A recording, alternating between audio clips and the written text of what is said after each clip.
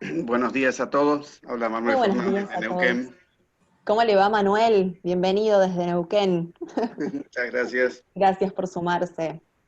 Hola, soy Hola, muy buenos Carlos. días. Buenos ¿Cómo días a andan? todos. Gracias por Muy la buenos días. invitación.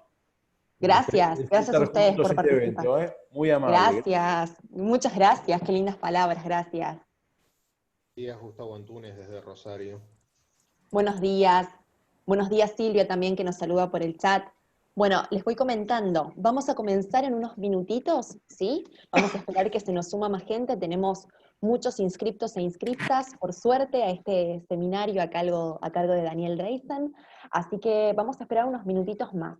Lo que les voy a pedir en el mientras tanto es que, si puede ser durante la exposición, permanezcamos con las cámaras y con los micrófonos apagados, de manera tal de poderle dar centralidad a la exposición de Daniel, ¿sí? Cámaras y Ok. micrófonos apagados, de manera tal de que evitemos cualquier inconveniente, algún ruidito molesto que se puede llegar a filtrar, más en épocas de cuarentena, si hay alguno que está de home office. Así que ahí estamos, muchas gracias, veo que van apagando la cámara, gracias.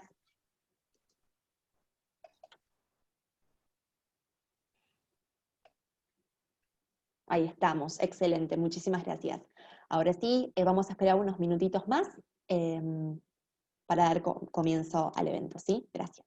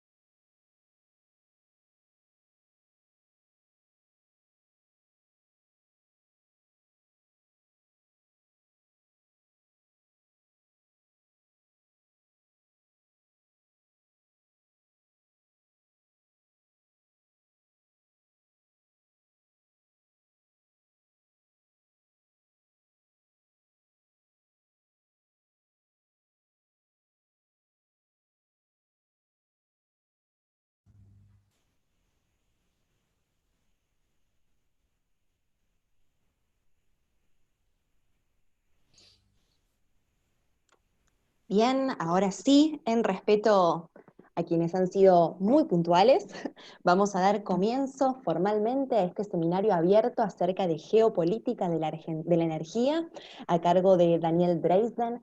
Este seminario lo hemos organizado a modo un poco de lanzamiento de lo que será nuestro programa abierto acerca de energía en Argentina, que seguramente muchos de ustedes ya lo han estado viendo en nuestra página web.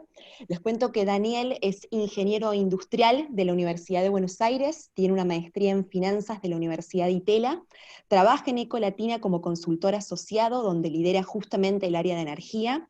Durante el año 2018 fue secretario de Planeamiento Energético del Ministerio de Energía de Argentina. En 2016 y 2017 se desempeñó como gerente de desarrollo estratégico de Vialidad Nacional. Previamente trabajó además durante 12 años en la industria petrolera en Pluspetrol, en las áreas de planeamiento corporativo, finanzas y desarrollo de negocios. Desde febrero del 2020 brinda cursos de macroeconomía y evaluación de empresas en diferentes universidades, y como les contaba anteriormente, este año hemos decidido lanzar en conjunto con él, un gran honor, el programa de energía en Argentina, estrategias empresariales, economías y políticas. Daniel, muchísimas gracias desde ya, desde el equipo de programas abiertos, por sumarte a esta iniciativa. Les recordamos a todos y a todas, por favor, que permanezcan con sus cámaras y sus micrófonos apagados para darle centralidad a la exposición, y luego al finalizar sí vamos a brindar un espacio de preguntas y respuestas. Daniel, todo tuyo, adelante. Bueno, muchas gracias Rosario por la presentación.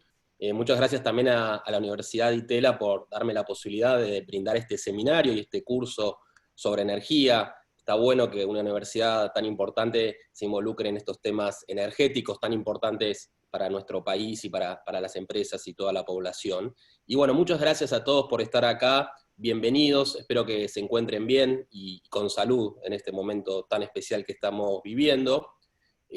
Voy a compartir mi pantalla, así puedo compartir la presentación. Perfecto. Un segundito.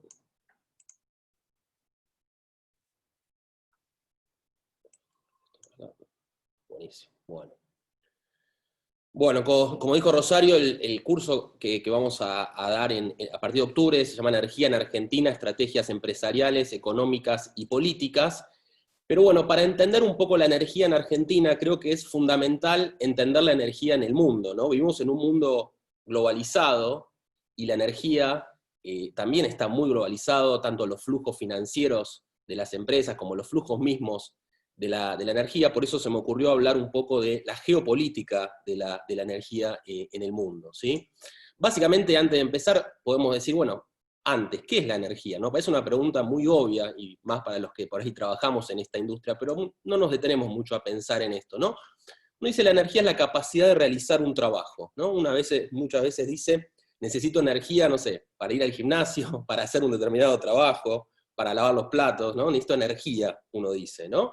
Entonces, ¿qué es un trabajo? Es cualquier acción que implica un cambio, un movimiento, una variación de temperatura o una transmisión de ondas, ¿no? Yo, por ejemplo, levanto esta taza y de alguna manera estoy transmitiendo mi energía química, de mi energía de lo que comí, de alguna manera, al movimiento, y transfiriéndoselo a esta taza en lo que es energía potencial, porque la tengo levantada y se puede caer, y es una potencial porque tiene la capacidad de caerse, de una manera de hacer un cambio, como dice acá en la definición.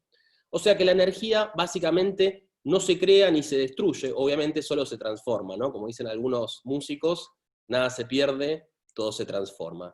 Algunas transformaciones, cuando jugamos al billar, el movimiento de las bolas cuando chocan, se transmite la energía cinética, obviamente, y se va perdiendo esa energía con el roce, con el aire, y con el roce con el mismo paño, ¿no? Que eso, de alguna manera, se convierte en calor, que uno no ve, ¿no? Por fuerza del rozamiento. Cuando un hombre levanta una pesa, como este hombre que está acá, de alguna manera transforma su energía química que tiene en su cuerpo en energía potencial, ¿no? O sea, mover los brazos a través de sus músculos, lo transfiere a la pesa y se transforma en energía potencial. Cuando hacemos un asado, como extrañamos los asados en esta pandemia, ¿no? Básicamente la energía química que está en el combustible, en este caso leña o carbón, a través de la combustión se transforma en energía térmica que va hacia la carne, el alimento que queremos comer, ¿sí? Lo mismo, obviamente, con una bombita de luz, en la cual la energía eléctrica que se generó, y que en el curso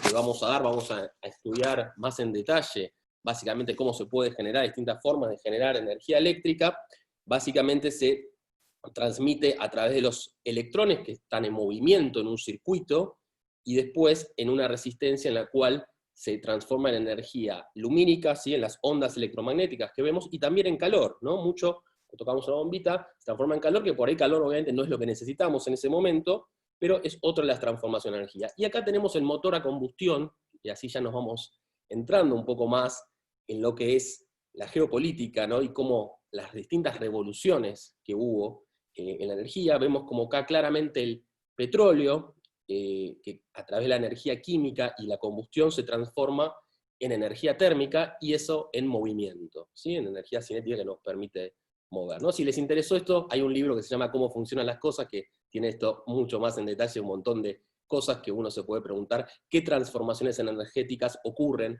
cada vez que utilizamos cualquier tipo de artefacto. Nos faltó una de las principales conversiones energéticas, ¿no? Lo que es la fórmula más famosa, si quieren, del mundo, ¿no? La energía es igual a la masa por la velocidad de la luz al cuadrado. O sea, hay muchísima energía contenida en todos los objetos, ¿no? Que es para unir, para mantener unido el objeto, con lo cual, cuando desunimos básicamente esa energía se libera con muchísima fuerza. Entonces hay una equivalencia también en ese sentido entre la energía y la masa, un objeto que obviamente vemos para usos de generación de energía nuclear y también para, obviamente, usos armamentísticos como todos conocemos.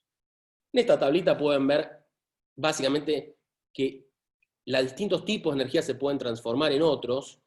No sé, por ejemplo, la energía química a través de la combustión se transforma en calor, como dijimos antes, a través de los músculos se transforma en movimiento. Como los distintos tipos de transformaciones, algunas son más fáciles, otras más complicadas, en general tienen pérdidas de alguna manera porque no va 100% a la energía que nosotros deseamos. Pero me parece interesante este concepto de Val Capps-Smith, un científico canadiense, que básicamente dice que la energía es el concepto más universal que existe, ¿no? Dice, una de sus múltiples formas debe transformarse en otra, para que brillen las estrellas, para que los planetas roten, las plantas crezcan y las civilizaciones evolucionen, ¿no? Entonces, podemos decirlo, bueno, entonces, ¿cuánta energía hay en la Tierra, ¿no? O sea, si sabemos que la energía es una sola, y que simplemente se transforma, ¿cuánta energía hay y de dónde vino esa energía, ¿no? Bueno, toda la energía que hay en la Tierra vino del Sol, ¿sí? Fíjense esta unidad, 3,8 JJ, ¿sí? Son 24 ceros, es la energía que nos brinda el Sol por año, y 500 exajoules, es este número que está acá, que lo escribí porque era bastante largo, es el consumo mundial de energía que hacemos en la Tierra. Con lo cual, podemos decir, dividiendo estos dos números, que llega a la Tierra 7.600 veces el consumo que tenemos en un año. ¿Sí? Esta energía del Sol, de alguna manera, impacta en la atmósfera, ¿sí? Causa diferencias de temperatura generando vientos, olas, bueno, lluvias, y la industria energética la puede aprovechar directamente, ¿no? A través de lo que es la energía eólica, hidráulica, solar térmica o solar fotovoltaica. Por otro lado, esta misma energía del sol también se usa para que crezcan las plantas, los animales herbívoros comen esas plantas, los carnívoros comen a los animales herbívoros, y nosotros los humanos comemos todo, ¿no? Comemos las plantas, los animales herbívoros y los animales carnívoros. Y básicamente, todos estos organismos, de alguna manera, bajo presión y durante millones de años, se transformaron en lo que hoy conocemos como combustibles fósiles, en el petróleo, el gas natural y el carbón. O sea, de alguna manera, nosotros decimos que son no renovables porque tardaron millones de años en generarse, pero los mismos combustibles fósiles de alguna manera vinieron del Sol. ¿Sí? Es algo llamativo, pero bueno, es así. O sea, si nosotros tuviéramos millones de años más, podemos decir que son renovables, obviamente no es el caso. Entonces los humanos, y como sociedad, como humanos, recibimos el alimento, obviamente, de parte del punto 2, el oxígeno de las plantas, y la energía misma que usamos para muchísimas de nuestras necesidades, ¿no? Entonces la energía, básicamente, si la queremos dividir, podemos decir que está la energía primaria, que es, como decíamos antes, de donde, la que viene directamente del universo, para decirlo de alguna manera, y sufre, y nosotros le ocasionamos distintas transformaciones, ¿sí? Transformaciones, básicamente, para poder transportarnos, para poder fabricar, para poder calentar nuestros hogares y recibir energía eléctrica, y para dar servicios. Para hacer esto, tienen que pasar por el petróleo, por una refinería, después en la estación de servicio, y después transporte. Y en cambio, todo este resto de energías primarias, en general, se utilizan, como ven acá, para generar electricidad, ¿no? Y la electricidad puede usarse para todos estos fines. También está el concepto de energía útil. No sé, cuando yo cocino, hago un bife, básicamente gran parte del calor que yo genero con el gas se va a la atmósfera, o sea que no me está sirviendo. O sea, yo solamente quería calentar el bife.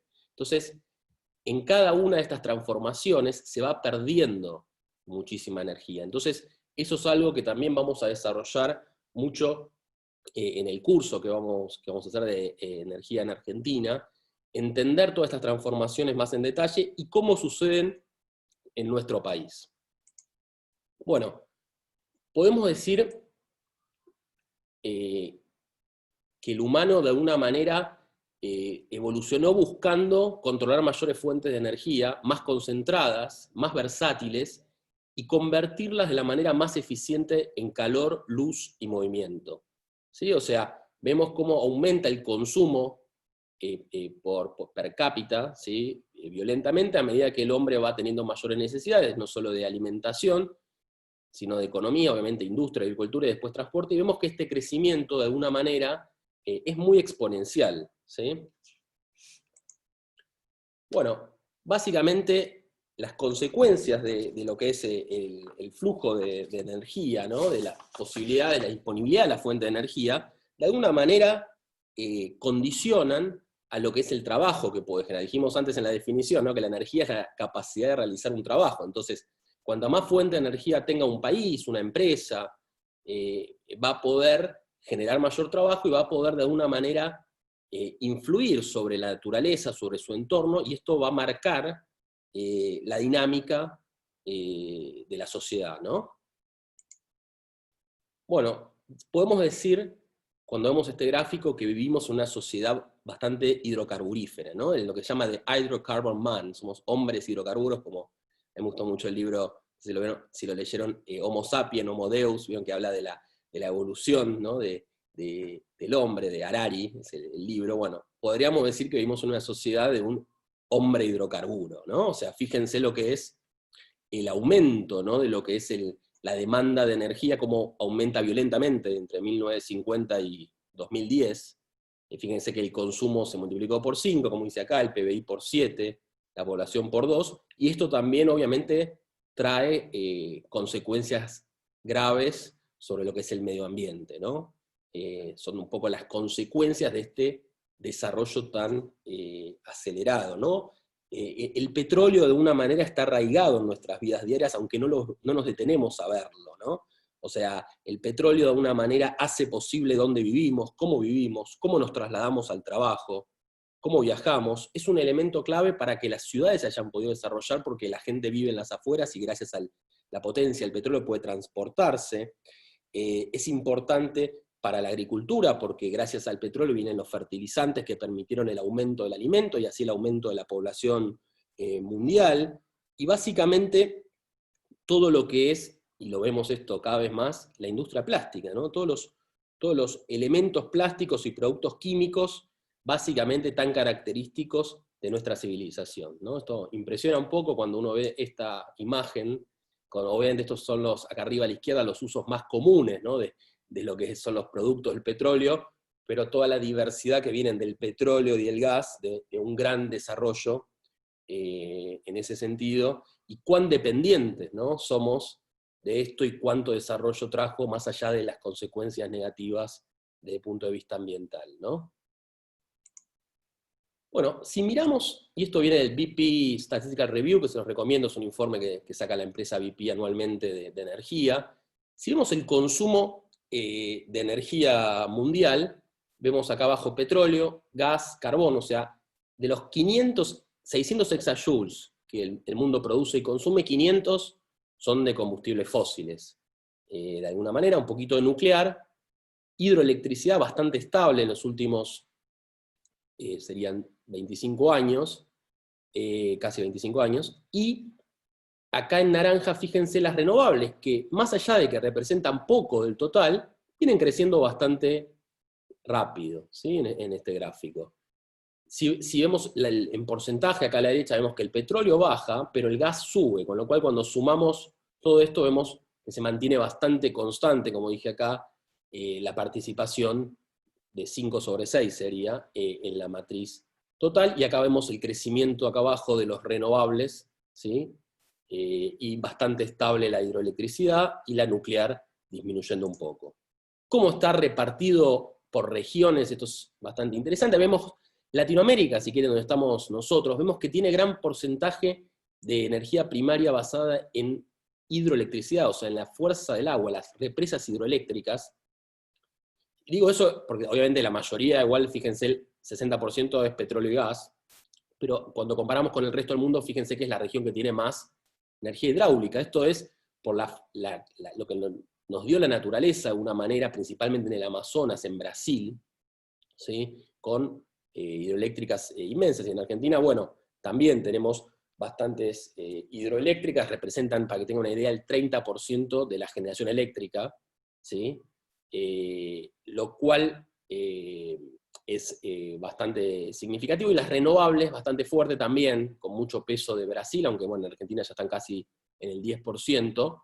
¿Sí? Y cuando vemos el resto del mundo, obviamente Medio Oriente, casi todo petróleo y gas, ni se preocupan en generar energía de otra manera. Rusia, muy gasífero, usa mucho gas, o sea, esto es el consumo, o sea, ¿cuánto consume? Usan mucho gas, obviamente porque tienen unas grandes reservas de gas.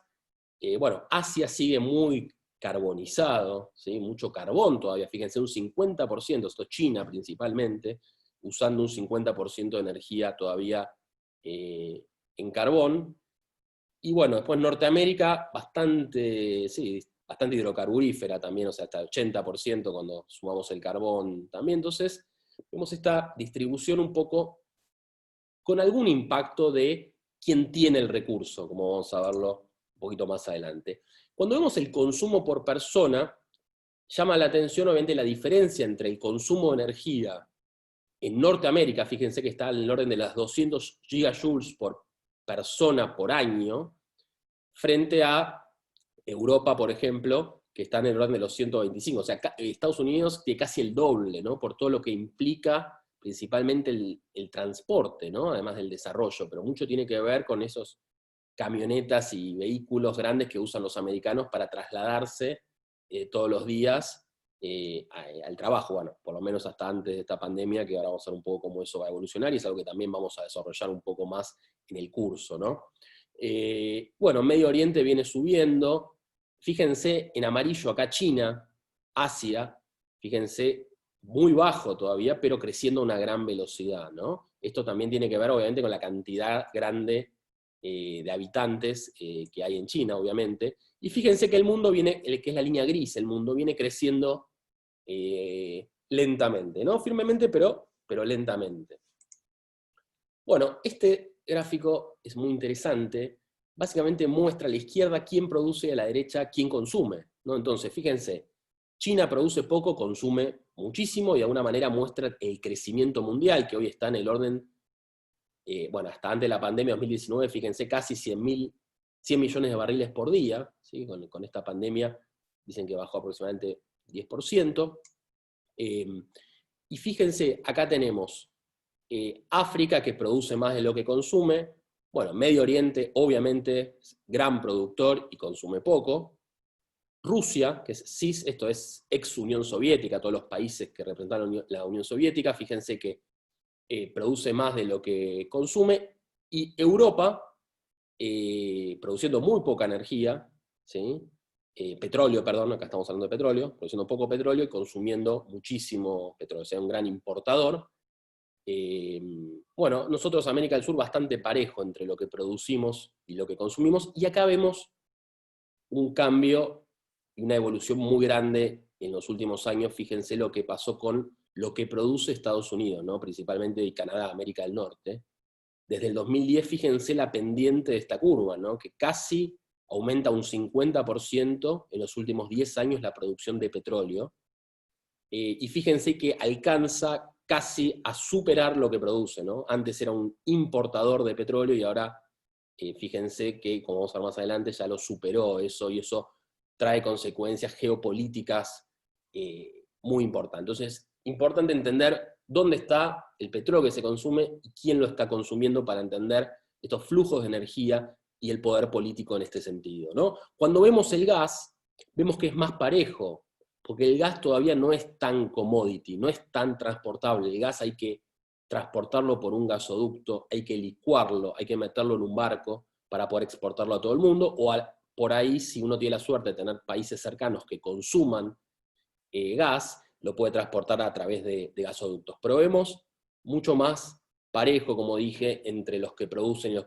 que consumen, por las limitaciones obvias. Obviamente igual, fíjense, China, que consume más, porque obviamente importa muchísimo gas licuado. Vemos acá la crisis, fíjense, del 2009, la famosa crisis del subprime, como declina, ¿no? Lo que es el consumo de gas, y lo mismo vamos a ver obviamente en el 2020.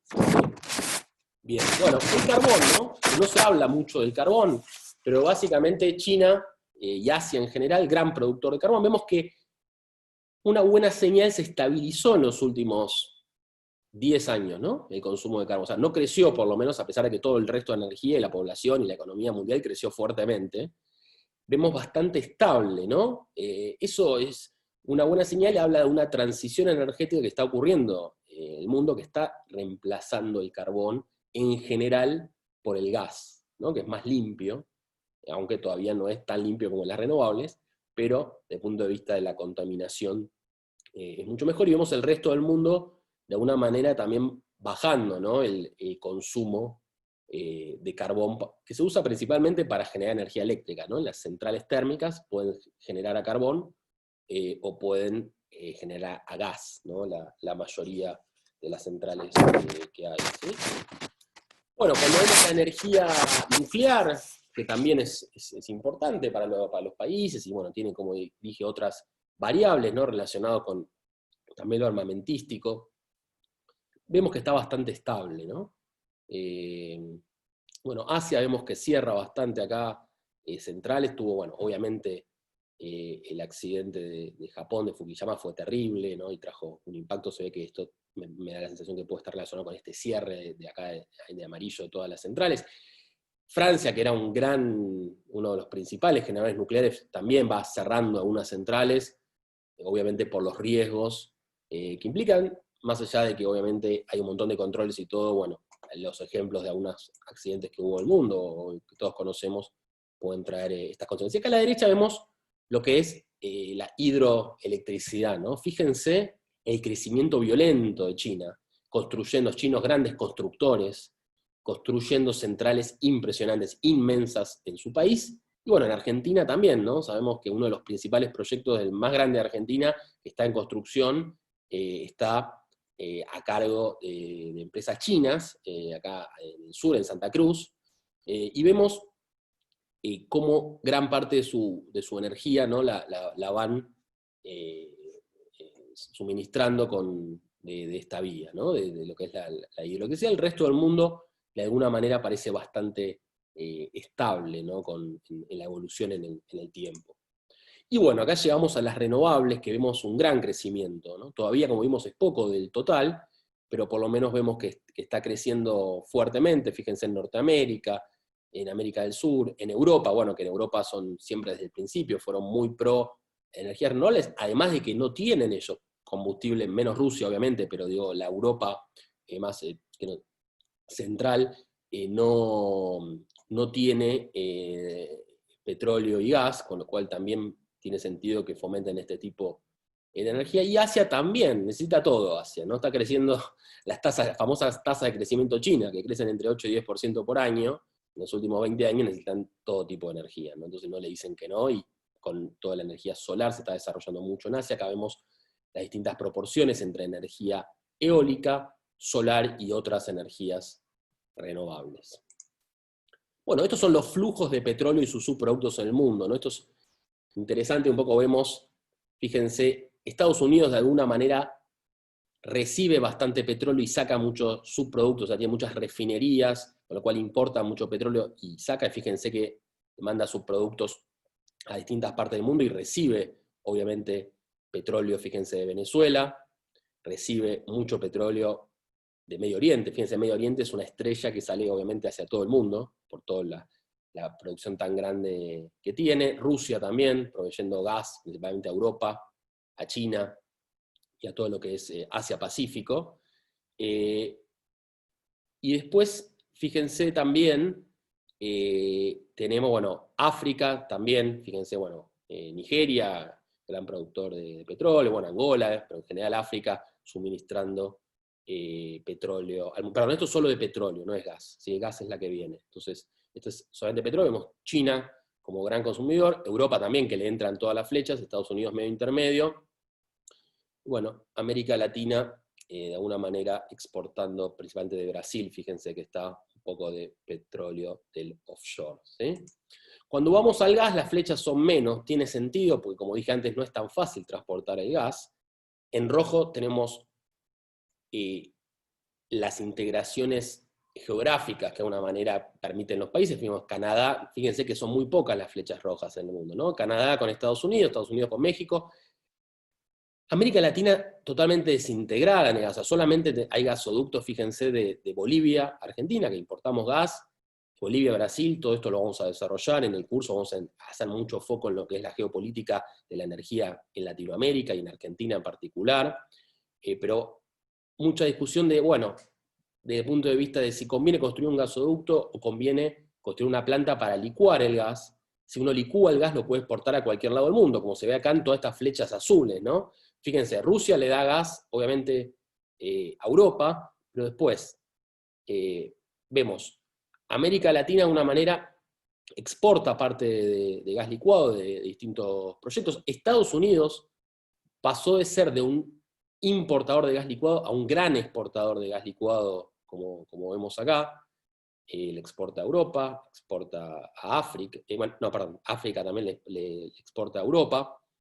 Y bueno, obviamente China, en la cual entran todas las flechas, ¿no? En China entran gasoductos, ¿sí? En rojo, y entran barcos de gas licuado para, de una manera, como dije antes, poder crecer a los ritmos que está creciendo China, India también, ¿no? Y también para hacer esa transición del carbón al gas, que es más eficiente, más barato y más limpio para todo nuestro medio ambiente, ¿sí? Bueno, este es un mapa para tener una idea del consumo de petróleo por persona. Obviamente vemos Estados Unidos, bueno, Australia, bueno, Arabia Saudita y Europa como grandes consumidores per cápita de petróleo, de gas bastante parecido. Argentina un poquito más oscuro, ¿no? Argentina fue uno de los países que inició todo lo que es un precursor, ¿no? Lo que es el uso del gas para los vehículos y el desarrollo del gas. Fíjense que en ese sentido estamos como más oscuros que el resto de América. Es una buena señal que se use el gas, y bueno, como saben, tenemos muchísimo gas para desarrollar. Rusia como gran consumidor de gas, en parte por todo el gas que tiene. Y si vamos a la electricidad, ¿no? Acá está la matriz eléctrica, o sea, no la matriz primaria, que es todas las fuentes, incluyendo también el transporte, sino acá simplemente es la electricidad, cómo se genera, ¿no? En América Latina vemos celeste, agua. Fíjense que tenemos el 50% de la energía generada con agua, ¿sí? Y mucho renovable también, fíjense, casi el 15%, y casi un 30% de combustibles fósiles. Esto tiene gran influencia en Brasil, como dije anteriormente. En Argentina, la generación eléctrica es un 60% combustibles fósiles, de los cuales casi todo es gas, ¿sí? 90% es gas, 30% hidráulica, y después 5% nuclear y 5% renovables, que a veces sube un poco, pero esa es nuestra matriz, ¿sí? Y bueno, vemos Asia, como les dije, casi todo carbón, África bastante distribuido, bueno, Medio Oriente usa todos sus hidrocarburos, Rusia tiene sentido, usa mucho gas, Estados Unidos bastante distribuido, ¿no? Principalmente gas y carbón, pero bueno, también bastante nuclear, ¿no? Vemos lo nuclear, muy poquito en América Latina. Argentina en ese sentido, uno de los principales productores de energía nuclear, y con esa capacidad de generar y desarrollar lo que son proyectos nucleares. Europa siempre muy nuclear, obviamente por la falta de otros recursos, y también por todo el desarrollo científico. Bueno, Rusia también, y bueno, Asia tenía un poco, como dije, cada vez menos. Esto vamos a ahondar en detalle principalmente en Argentina. La matriz, cuáles son las perspectivas futuras de la matriz, cuáles son los costos de esta energía, ventajas y desventajas. Y bueno, si vemos un poco la distribución de la matriz eléctrica, la evolución, vemos de nuevo un gran crecimiento, como dije, de las renovables en el mundo. ¿Sí? Se ve acá abajo en línea naranja. El gas también viene creciendo, reemplazando a los líquidos. De nuevo es más barato, más limpio, para generar energía, y se agrega valor cuando obviamente se transforma en energía eléctrica. Y acá, en las distintas regiones, cuánto creció los renovables acá a la derecha, ¿sí? En gris el mundo, llegó al 10%, obviamente Europa precursor, más del 20% de la generación eléctrica europea en renovables, y América Latina bastante bien, llegando casi al 15%, ¿no? Después muy rezagado, bueno, Rusia, Medio Oriente, obviamente, África, que tiene obviamente otros problemas y hace lo que puede con, en general, la parte más pobre, ¿no?, de África, tiene más cantidad de habitantes, y bueno, China creciendo bastante.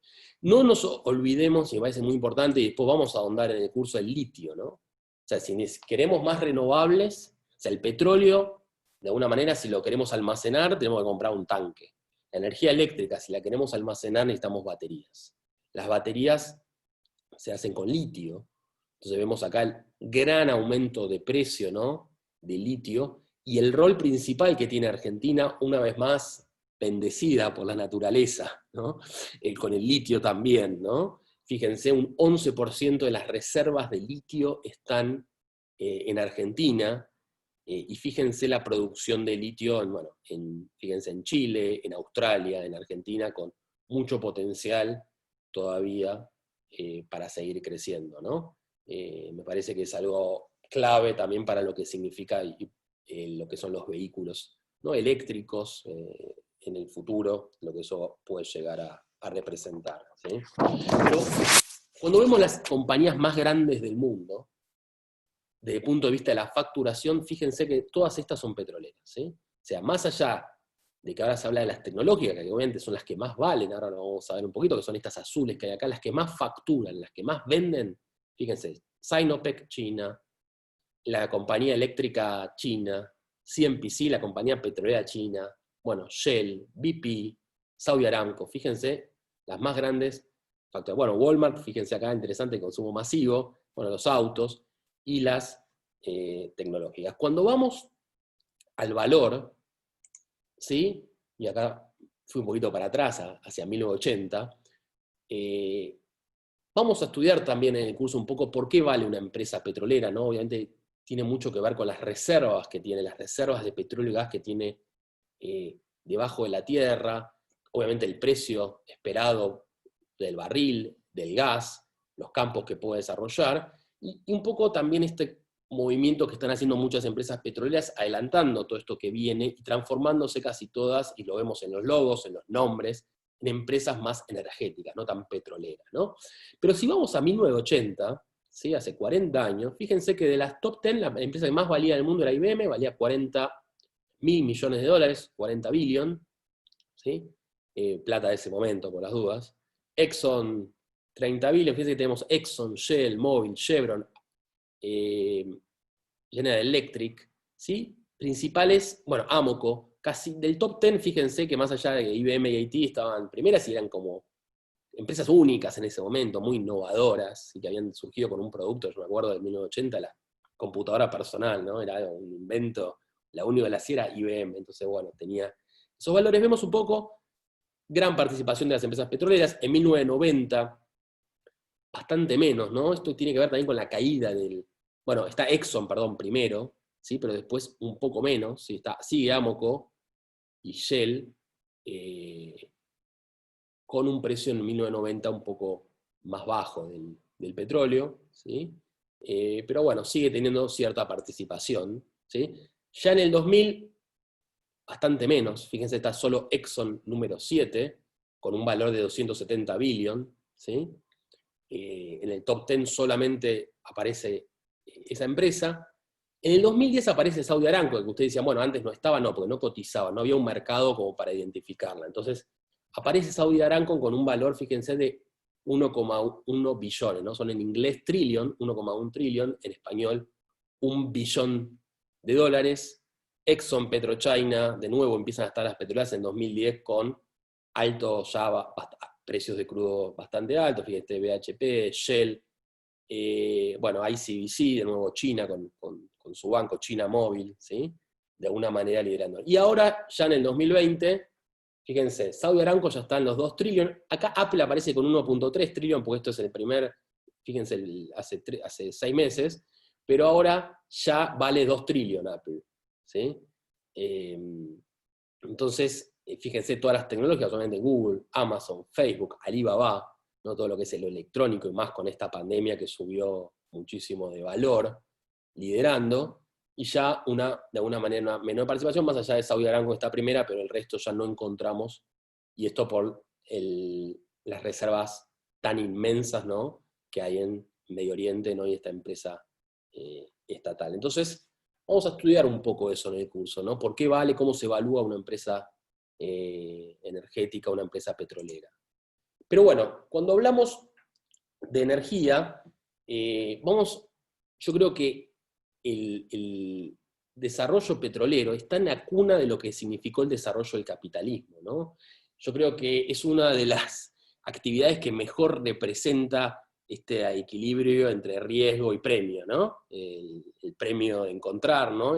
Esto es hacer un pozo y el riesgo de hay miles de metros, ¿no?, debajo de la tierra, y cómo esta ecuación está todo el tiempo vigente, tan clave en lo que es el capitalismo y lo que fue el desarrollo petrolero. ¿Cómo empezó el petróleo? Esto es simplemente como un dato anecdótico, ¿sí? 3000 años antes de Cristo, ya en Egipto se usaba el petróleo para embalsamar a las momias, ¿no? El petróleo surgía, brotaba de la tierra, ¿no? En Venezuela también brotaba en la tierra, se usaba para impermeabilizar las canoas, y en México también se usaba para pintar, ¿no?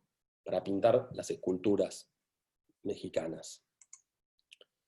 Pero ¿cómo comienza la industria petrolera moderna? Empieza en Estados Unidos, ¿sí? Con todo ese espíritu capitalista, emprendedor de Estados Unidos. Este señor Bissell le dice a Drake, que es este señor que está acá a la derecha, andá, yo te creo en tu proyecto, andá y perforá un pozo en Pensilvania, en el norte de Estados Unidos, noreste, en Tutsville, y acá está el primer pozo de la industria moderna, y acá es un poco el boom que hubo después, ¿no? Fíjense, impresionante, otra industria, otra imagen. Pero ¿para qué se usaba el petróleo? Se usaba para iluminar, ¿no? De alguna manera, el petróleo extendió la jornada laboral, extendió la vida de alguna manera. Ya había algunas maneras de iluminar con otros combustibles, pero eran más caros, más riesgosos. Entonces, este señor se dio cuenta que podía perforar debajo de la tierra y para encontrar muchísimo más de querosén en ese momento. ¿Sí? El querosén servía para iluminar, y la gasolina que ahora usamos para transportarnos era un subproducto negativo, no sabían qué hacer, la tiraban, casi la regalaban, porque no tenía ningún uso. Bueno, esto se extiende, y fíjense, esto ocurre también en Texas, ¿no? Impresionante, ¿no? Estos pozos así que parecen que es bueno, esta foto cuando surge tanto petróleo, bueno, ahora obviamente es un peligro esto, es simplemente algo que se le fue de las manos, que ahora está, obviamente la industria petrolera lo controla para que esto no suceda. Estas fotos tan clásicas, ¿no?, de los petroleros festejando cuando sale petróleo por arriba, ya no ocurre más, digo, es ficción. Y acá un poco lo que logró Estados Unidos con esta ley que cada uno es dueño de su subsuelo, ¿no? Y cómo ahí ya empieza a ver, y hablando de lo que es la economía, la estrategia para las empresas, es el incentivo al privado a explorar debajo de su suelo, y debajo de su casa, como vemos acá en el patio de su casa, ¿no?, en esta foto de esa época de 1900, ¿sí? Como hay un boom petrolero que se hacen millonarios los que encuentran petróleo, y esta carrera, como fue con el oro, también con el petróleo, en distintas ciudades de Estados Unidos, con aumento terrible de los precios de la tierra, ¿no? En Argentina, obviamente, el dueño del subsuelo es el Estado, y el Estado después licita o regula quién lo puede explotar bajo distintas concesiones. Vamos a ahondar en todos los detalles y todas las características en Argentina de este tipo, ¿no? Pero ¿qué pasaba? Había gran volatilidad de los precios, ¿no? Porque de golpe descubrían petróleo en un lugar, en una ciudad, el precio se desmoronaba, los refinadores se fundían, cuando subía el precio se fundían porque no podían vender. Entonces había una gran volatilidad que era mala para todos, de alguna manera. Si esto está reflejado, acá está la historia del precio del petróleo, está reflejado en moneda actual, ¿sí? Por eso estos valores son tan altos, son para decir, bueno, cuánto valía en ese momento medida en moneda de hoy, ¿sí? Entonces, bueno, acá está lo mismo en moneda corriente, o sea, en las dos monedas, fíjense acá abajo está cuánto sería la moneda que había en ese momento. Vemos esta gran volatilidad, como dije, que era muy negativa. Entonces apareció este señor, bueno, se hizo el más rico del mundo, Rockefeller, ¿sí?, que básicamente consolidó la refinación en lo que fue la Standard Oil, ¿no? El trust de la Standard Oil. Acá vemos cómo promociona el querosén, ¿no?, para iluminar. Fíjense que es como una lámpara, ¿no?, de Aladino, ¿no?, como la magia que trae el marketing, que después, mucho después, se utilizó obviamente para vehículos, como vemos acá, pero de una manera él logra consolidar la refinación y así logra estabilizar los precios de los productos.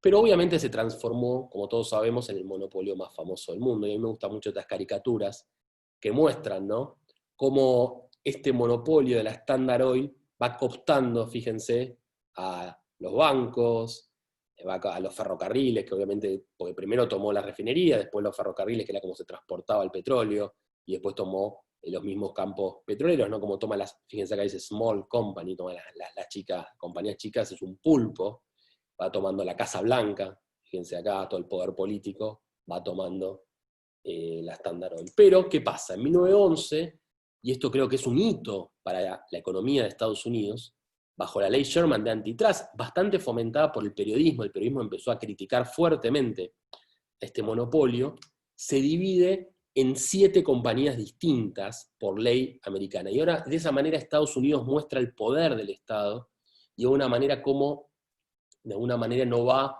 a permitir lo que se denominan instituciones extractivas, ¿no? Esas instituciones que de alguna manera copan un país y más allá de que se hacen millonarios, dañan a todo el resto de la comunidad, sino al revés, quiere un efecto multiplicador. Entonces lo divide en estas 7 compañías, que ya muchas son famosas, fíjense, después pueden ver más en detalle cómo fueron evolucionando para llegar a lo que hoy Chevron, Exxon, BP y Marathon, ¿no? En distintas evoluciones, cómo se fueron globalizando, fueron creciendo. Bueno, y cuando parecía, básicamente, que este señor, con la misma bombita que vimos antes, Thomas Edison, en 1880, patenta la bombita de luz, parecía que el petróleo se iba a quedar sin mercado. Ya está. Sí, para iluminar es mucho mejor una bombita de luz, más práctica, no se termina, más barato, bueno. Y ahí surge, y fíjense, este es el primer motor a combustión patentado por el señor Benz en 1886, que vemos acá a la derecha, con su primer automóvil en 1885, que es el Carl Benz, ¿sí? Y Henry Ford en 1908 ya desarrollando Ford en Estados Unidos, que después iba a ser un boom, pero de alguna manera revivía lo que era la industria del petróleo, ¿no? Le daba un uso que hasta ese momento no existía y que de alguna manera estaba declinando por el invento de la bombilla de luz, ¿sí? Bueno, se descubre en 1908, fíjense lo que es esto, lo precario que era esto, pero básicamente se descubre el petróleo en Medio Oriente en 1908, ¿sí? A partir de 1930 empiezan grandísimos descubrimientos, ¿sí? Bueno, y ahora adivinen quién es este señor que está acá, a la izquierda tan jovencito.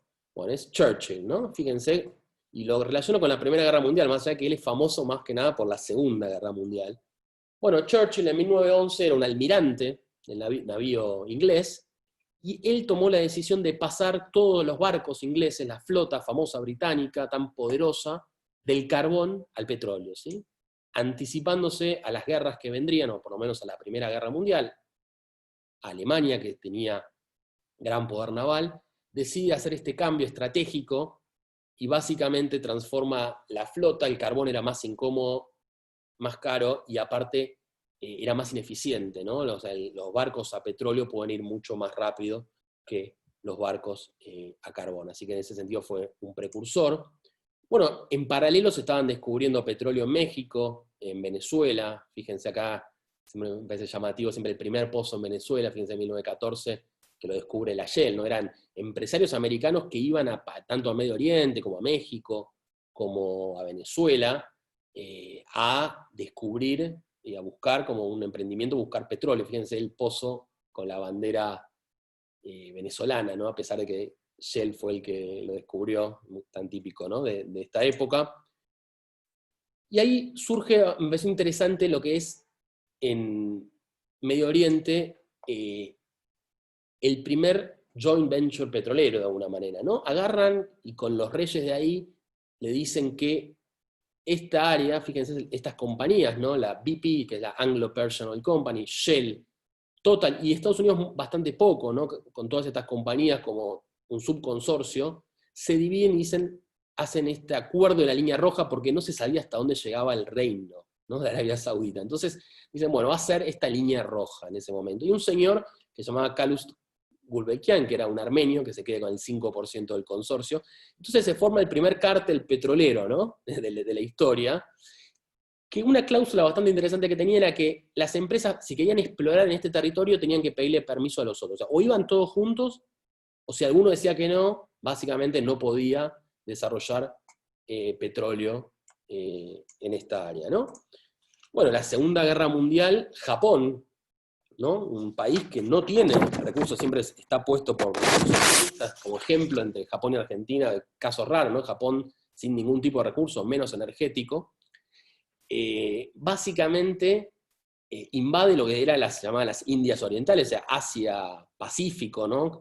En busca de un montón de petróleo en Sumatra, en Java, bueno, va invadiendo toda esta zona, por eso también tengamos en cuenta que Japón importaba el 80% del petróleo de Estados Unidos, ¿no? Antes de la Segunda Guerra Mundial, cuando Estados Unidos le congela y le deja de vender, Japón reacciona y hace la invasión a Pearl Harbor, tan famosa, justamente para poder después conquistar todos estos territorios. ¿Por qué? Porque necesitaba petróleo. Sabía que sin petróleo no podía ganar la guerra. O sea, no necesitas el petróleo para los tanques, necesitas el petróleo para las flotas, para todo.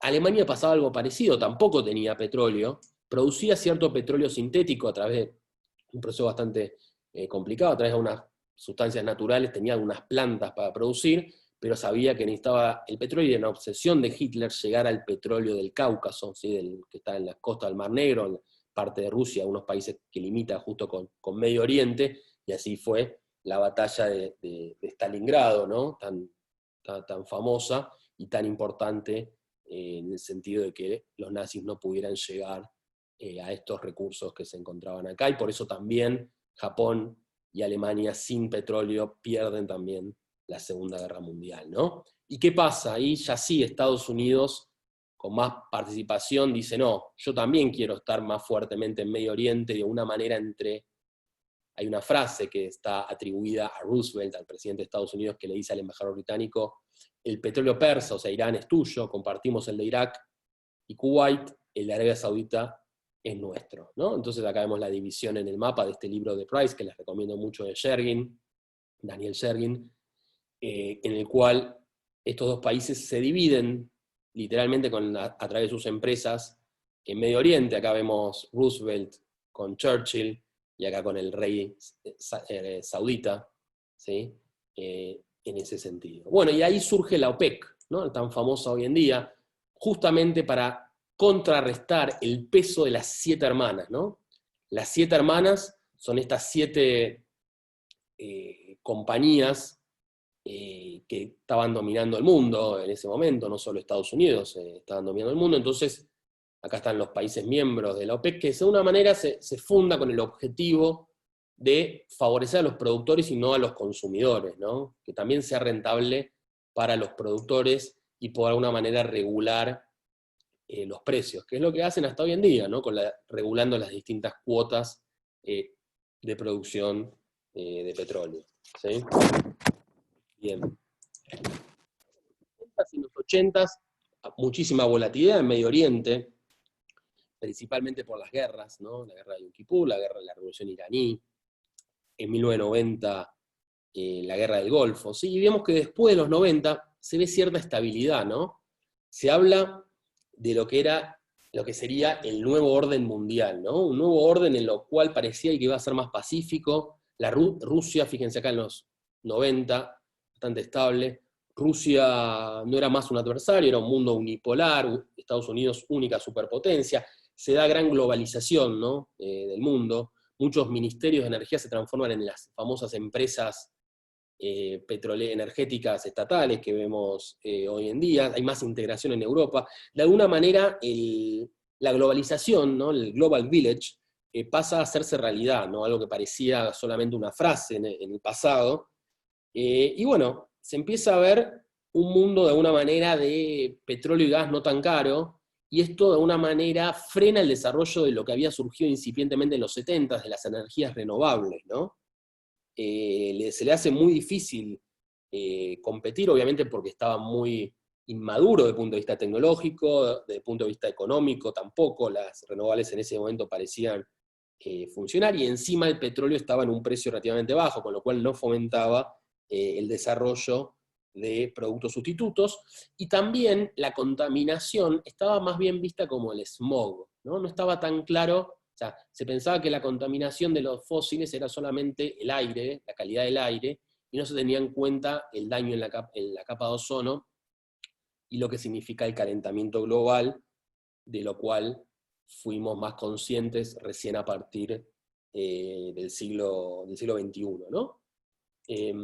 Bueno, esto es simplemente un mapa que siempre me gustan estos mapas, soy bastante fanático de los mapas, que muestra un poco el mapa distorsionado en función de las reservas de petróleo en el mundo, ¿no? Venezuela es un monstruo, bueno, Medio Oriente también, estas son las reservas que hay hoy, no incluye por las dudas el potencial no convencional, que de alguna manera está trayendo una revolución, que bueno, básicamente Argentina está muy bien posicionada en lo que es no convencional, como todos sabemos, cuarta en el ranking de gas, segunda en el ranking de petróleo, y vamos a hablar de esto en el curso mucho más en detalle, qué significan los recursos no convencionales, qué son, cómo se pueden desarrollar, qué está pasando con eso actualmente, qué están haciendo las empresas, qué empresas los están explotando, cómo podemos hacer para desarrollar su potencial, qué precios necesitan para desarrollarse, cómo se evalúa un recurso no convencional, que es muy distinto al convencional, ¿sí? Pero bueno, esto de alguna manera, desde el punto de vista de la geopolítica, que es lo que estamos hablando hoy, dio vuelta al mapa del mundo, ¿no? Estados Unidos, después de 67 años, pasa a ser exportador neto de energía, ¿no? Fíjense, era exportador cuando era el único productor de petróleo, ¿se acuerdan cuando veíamos la historia? Después llegó a ser un gran importador, y recién ahora, principalmente por el desarrollo no convencional que surge en Estados Unidos, fíjense cómo disminuyen las importaciones de petróleo, se empieza a exportar gas en el balance neto, bueno, el carbón bastante estable, y se empieza a exportar muchísimos productos, subproductos del petróleo, ¿no? Una revolución geopolítica en la cual el foco se pone en América, y también en América del Sur con el no convencional, ¿no? Porque son estratégicos estos recursos. Desde el punto de vista de la contaminación que estábamos hablando, fíjense cómo crecieron las emisiones, esto está en miles de millones de toneladas de dióxido de carbono por año, de la fuente es el Banco Mundial. Fíjense el mundo cómo crece. Asia, obviamente, cuando se desarrolla y empieza a usar más petróleo, más gas, también empieza a contaminar bastante más, y el resto, fíjense, Europa, Norteamérica, bastante estable, y bueno, los países más subdesarrollados, tratando de crecer y desarrollarse, obviamente creciendo, pero incomparable con los niveles de contaminación de los otros continentes, ¿no? Cuando vemos cuánto contamina por persona, ¿sí? De alguna manera en kilogramos equivalente de petróleo, vemos que Estados Unidos tiene obviamente el doble, fíjense, de Europa, más allá de que está bajando un poco, ¿sí? O sea, esto tiene que ver más que nada con la eficiencia energética, ¿sí? Europa bastante estable, y Asia, como dije, creciendo, el mundo creciendo lentamente, Asia creciendo y obviamente queriendo desarrollarse, ¿no? Porque esto, un lado de la moneda puede ser la contaminación, otro lado es gente que está desarrollando, que está pasando de vivir en el campo a vivir en la ciudad, con lo cual consume más energía, se está transportando más, se está comiendo mejor, bueno, todo lo que es el desarrollo del mundo, ¿no? Y esto también me parece interesante, es cuántos kilogramos equivalentes de energía se consume por cada $1000 de PBI, ¿no? En el país. Vemos que esto también viene bajando, lo cual es un buen síntoma desde el punto de vista de la eficiencia, que cada vez necesitas menos energía para generar $1000 de PBI. Obviamente, los países más ineficientes con su energía desde el punto de vista de África, bueno, igual bajando, ¿no? Y el mundo alrededor de los 130 kilogramos por cada $1000 de PBI. Acordemos que 130 kilogramos, justo de casualidad, es aproximadamente un barril de petróleo. O sea, necesitas para generar $1000, necesitas un barril de petróleo, obviamente, además de un montón de cosas más, pero desde el punto de vista energético me pareció una buena comparación y simple, ¿no? Entonces, para terminar, siempre hay unos comentarios, ¿no? O sea, gran parte del siglo XX, como vine diciendo, dependemos todavía y dependimos de petróleo, y eso estaba equiparado al progreso humano y al poder político, ¿no? A partir del siglo XXI entra en juego más fuertemente nuestro cuidado del medio ambiente, nuestra conciencia de lo que estamos haciendo, y se trata de reducir la combustión fósil, desarrollar los recursos renovables y la eficiencia energética, pero el hydrocarbon man todavía no tiene mucha inclinación a renunciar a sus beneficios, ¿no? Del petróleo. Y no solo los que ya los tienen, sino principalmente los que no tienen, exigen el derecho a ese desarrollo que le dio el petróleo, los aviones, los autos, los plásticos, ¿no? En lo que es el crecimiento demográfico, y como dije antes, principalmente el crecimiento de los BRIC, ¿no? De los países en desarrollo, no sé, los Brasiles, los Rusia, los India, los China y todo el resto, ¿no? Algunas preguntas que dejo acá para el final, y que vamos a analizar también para Argentina durante el curso, es, bueno, ¿habrá suficiente energía para cubrir las necesidades de un mundo que no para de crecer? Y esto pongo un paréntesis con la pandemia que hay este año, que yo creo, y si Dios quiere, que sea algo coyuntural de este momento, ¿no? ¿A qué costo va a ser esa energía? ¿Con qué tecnologías? ¿Cómo protegemos al sistema energético de todas las crisis, ¿no? Que vienen constantemente, ¿no? Las crisis naturales, ¿no? Si hay un tsunami, los ataques terroristas, los ciberataques. Y de alguna manera, bueno, como dije antes, ¿cómo será el impacto de las preocupaciones ambientales, ¿no? O sea, ¿cuál será la próxima transición energética?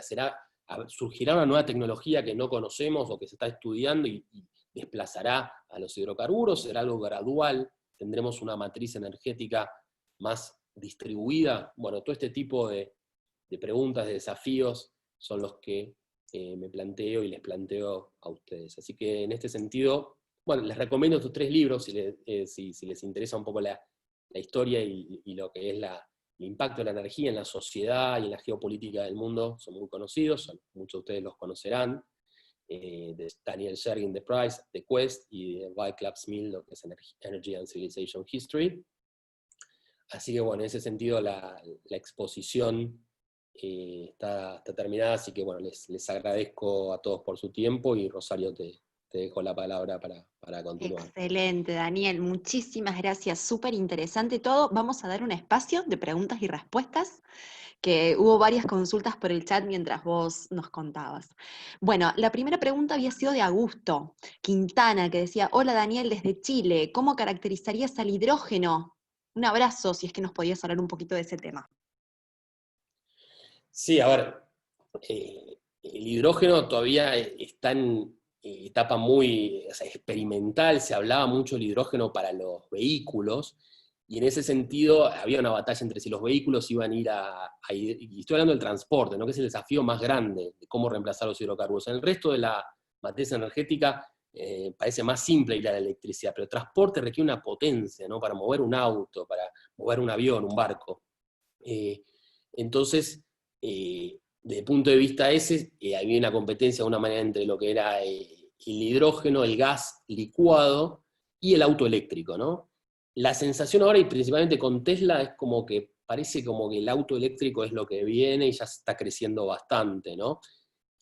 Así que en ese sentido es un poco, parece, por lo menos por lo que se lee en los medios especializados, que está siendo desplazado por el auto eléctrico. Excelente. Federico Weiss también nos preguntaba, cuando vos mostrabas el mapa, decía, ¿no deberían aparecer también flechas que salgan desde Vaca Muerta? Ojalá aparezcan en el futuro, ¿sí?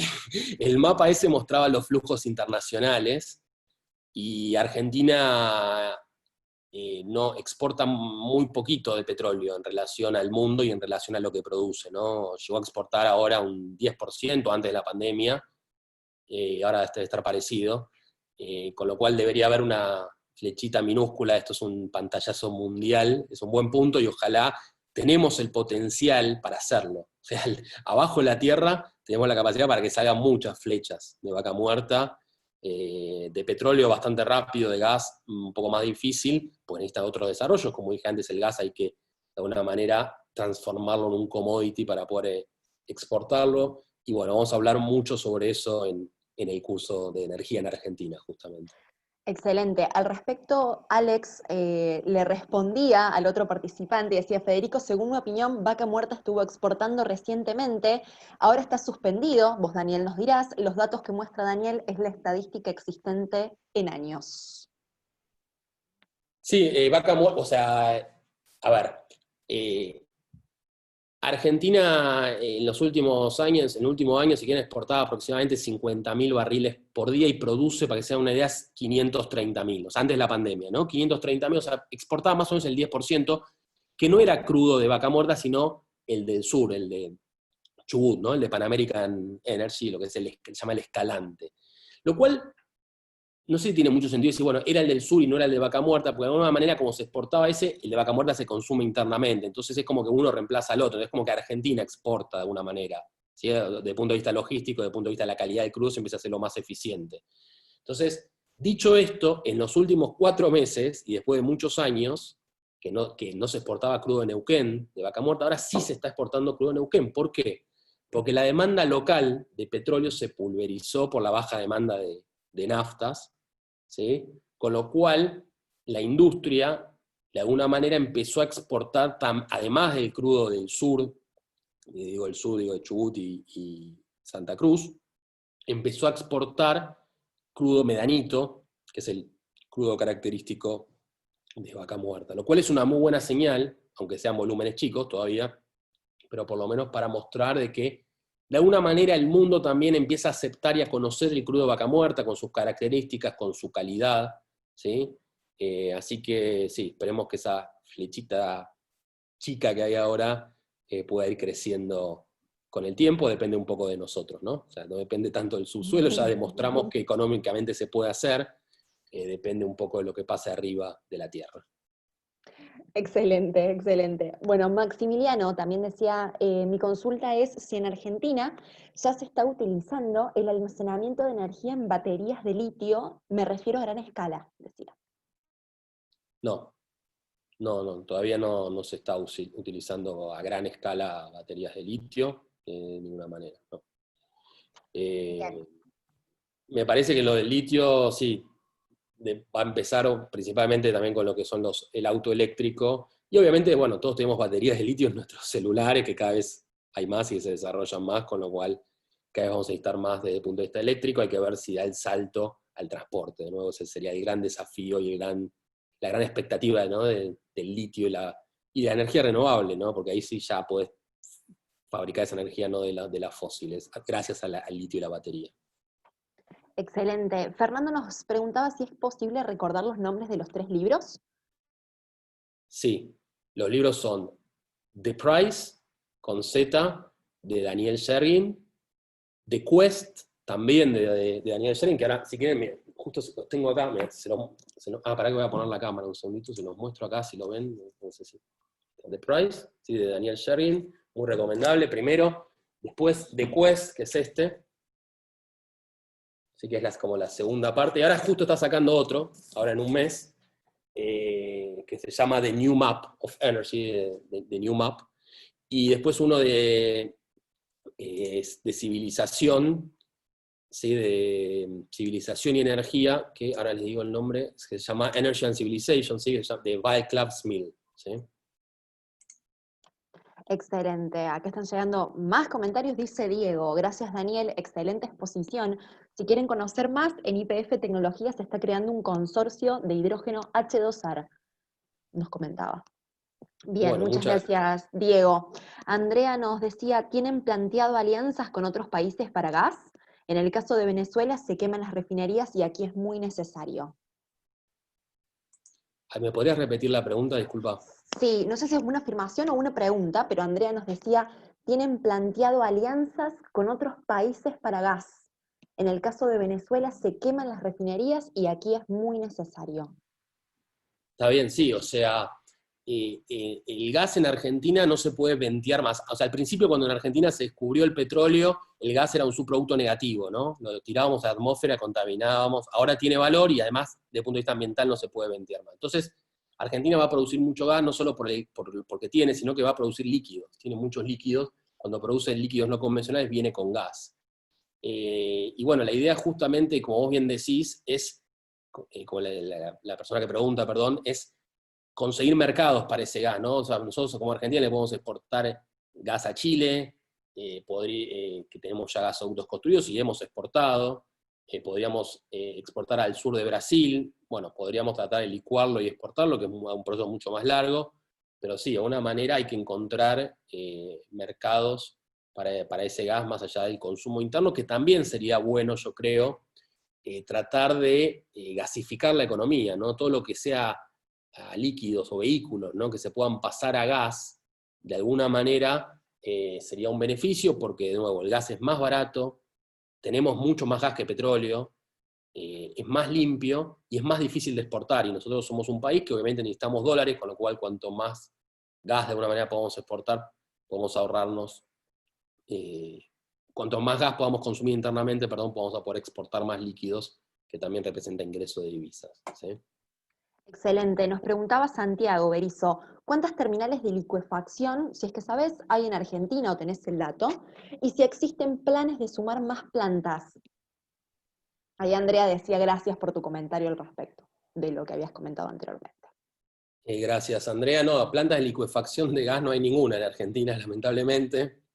Hay un proyecto que se llamaba Tango, que hizo YPF, que es muy bueno, que era un barco gasificador, que se hizo en el último año, con volúmenes muy, muy chicos como para comenzar a hacerlo, pero no hay plantas de que licúen el gas en Argentina por ahora, y esperemos que se desarrollen en el futuro.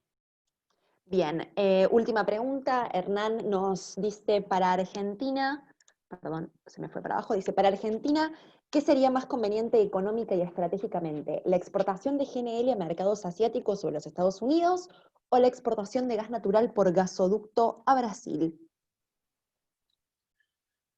A ver, cuando vos enterrás un gasoducto ya sos preso de ese mercado único, ¿no? Y también hay gas en Bolivia, qué sé yo, es como que, y también es mucha plata también construir un gasoducto, ¿no? O sea, no sé si son excluyentes primero, se podrían, idealmente con todo el gas que tenemos, podríamos hacer las dos, tenemos volúmenes de gas para hacer las dos cosas.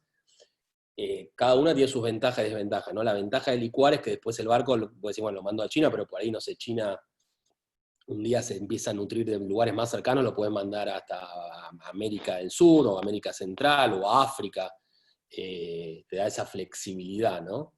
Pero bueno, la desventaja es que es una inversión más grande, tenés que licuarlo, en cambio, bueno, el gasoducto, tirás el caño y de alguna manera el gas va bastante directo, no requiere tanta transformación. Acuérdense que el gas lo licuás y después tenés que volverlo a gasificar, con lo cual tiene bastante costo y tiene que ver con estas transformaciones que hablábamos, ¿no? De la energía y sus costos y sus pérdidas. Bueno, Harvey, dale, dale.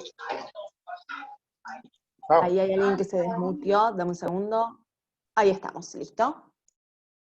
Bien. Sí, Daniel, ¿estabas diciendo? Perfecto. Sí, está bien. Sí, o sea, básicamente las dos cosas habría que ver, no tanto lo ideal, sino también lo posible, dada los requerimientos grandes de capital para esas dos opciones, ¿no? Ahí está, tenemos una persona que se desmutea, perdón. Bueno, siendo ya las 12:13, Daniel, vamos a dar por terminada esta instancia virtual. Sí, quiero comentarles, ahora les voy a dejar nuevamente, porque se me subió un poquito el link, que los invitamos a que participen de la reunión informativa que vamos a estar realizando acerca del programa sobre energía en Argentina que va a brindar Daniel a partir del mes de octubre en el marco de educación ejecutiva de la Universidad de Itela. Yo ahí en el chat les dejé el link para que si quieren, bueno, se sumen, ahí vamos a estar charlando un poco sobre cuáles son los contenidos que se van a estar abordando específicamente, los objetivos de este programa, y obviamente esperamos verlo allí, y por qué no, en el programa, ¿no, Daniel? Que este año nos sumamos a esta primera edición 100% online, con esta temática tan innovadora. Sí, está bueno lo que decís también de estos cursos online que permiten también a gente, ¿no? de distintas geografías, ¿no? De que a veces era más difícil antes con el tema del transporte, de cualquier país, de distintas provincias, así que en ese sentido, muchísimas gracias, y sí, están totalmente invitados a la próxima reunión y al curso, son totalmente bienvenidos. Excelente. Solo para que sepan, una vez que tengamos la grabación de este Zoom, voy a estar compartiéndoles también por mail la información, así que Carlos, en respuesta a tu pregunta, la grabación sí la vamos a tener, vamos a esperar unos minutos, unas horitas durante el día de hoy de que se genere efectivamente el link para poder compartírselos, y si no, también va a estar colgada en nuestro canal de YouTube de la universidad, ¿sí? Muchísimas gracias, en principio, a Daniel por haberte sumado a esta iniciativa virtual. Muchísimas gracias a todos y a todas quienes se sumaron del otro lado a hacerse un espacio en sus agendas. Hemos tenido una muy linda audiencia, muy buenas preguntas, así que desde ya muchas gracias. Gracias por sus comentarios. Que tengan un excelente día. Daniel, a vos también. Gracias nuevamente y cuídense. Muchas gracias. Hasta luego.